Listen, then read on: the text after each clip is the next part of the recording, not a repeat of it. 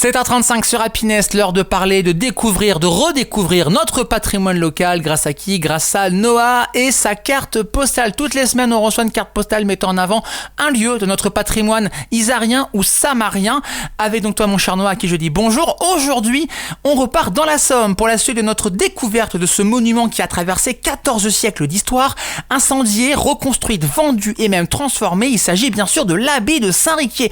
Alors Noah, il faut surtout pas, j'y pense, hésiter à écouter la chronique de la semaine dernière pour bien comprendre son histoire. Oui, c'est tout à fait ça, Kevin, parce qu'on va continuer notre histoire sur notre abbaye Saint-Riquier. Et si vous avez manqué la première partie de notre épisode, ça va être compliqué.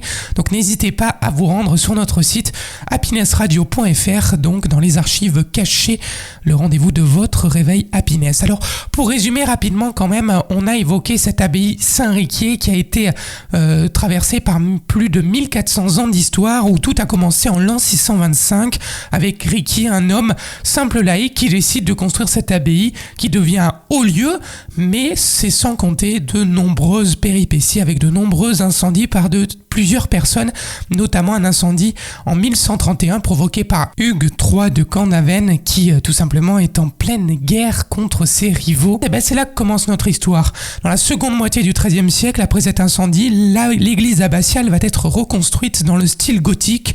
Le chœur que l'on peut voir aujourd'hui date d'ailleurs de cette époque, donc imaginez-vous quand vous rentrez dans ce chœur qu'il a été édifié au XIIIe siècle, ce n'est pas rien quand même.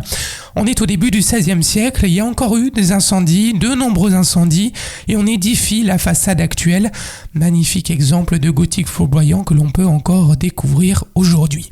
Et ensuite, on arrive au XVIIe siècle. Alors, XVIIe siècle, c'est quand même un tournant lors de cette histoire, puisque on a tout simplement l'abbaye qui devient restaurée, encore une fois, après ces nombreux incendies, mais rejoint surtout en 1660 par la congrégation de Saint-Maur, réputée pour l'érudition de ses moines, vraiment réputée à cette époque. Mais c'est sans compter la Révolution française, elle va tout bouleverser.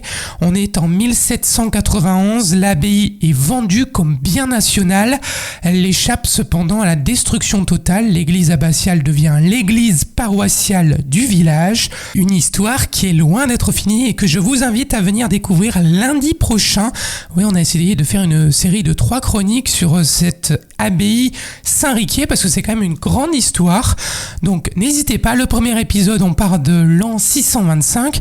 Le deuxième, on parle aujourd'hui du 13e au 19e siècle. Et puis la prochaine chronique que vous retrouverez la semaine prochaine, on parlera jusqu'à nos jours, du 19e siècle à nos jours. Alors n'hésitez pas à aller sur happinessradio.fr pour tous les épisodes que vous avez manqués. Et pour le moment, je vous laisse avec Kevin qui continue votre réveil Happiness. Salut Kevin. Salut Noah, on écoute donc les podcasts bien évidemment de cette abbaye de Saint-Riquier sur le site et l'appli Happiness Radio et les plateformes de streaming. Et donc on continuera à évoquer cette abbaye de Saint-Riquier la semaine prochaine. Belle semaine mon cher Noah, à lundi prochain.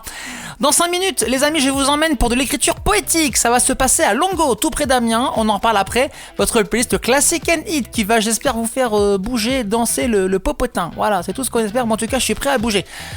On verra. Allez, c'est parti.